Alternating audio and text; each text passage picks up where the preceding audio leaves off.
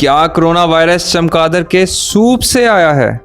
हमारे मीडिया की तरफ से हम तक कुछ खबरें पहुंचती हैं जिसमें कुछ सच होती हैं और काफी ज्यादा मुज़क्का खेस और मनगढ़ंत खबरें खुद बनाई जाती हैं। और ये न्यूज भी खुद ब खुद बनाई गई कि कोरोना वायरस चमगादड़ के सूप पीने से लोगों में मुंतकिल हुआ है। इसमें 1% भी सदाकत नहीं है। हाँ, ये बात जरूर सच है कि सबसे पहले ये वायरस जानवरों में आया, लेकिन इस वायरस को फैलाने में इंसान सबसे बड़ी वजह है। वायरस लगे लोगों का एक दूसरे से मेल जोल इस वायरस को दूसरे लोगों में मुंतकिल कर रहा है।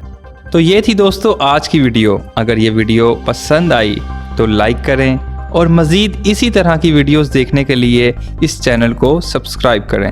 आपसे जल्द मुलाकात होगी कुछ नए फैक्ट्स के साथ। तब तक के लिए अल्लाह हाफिज।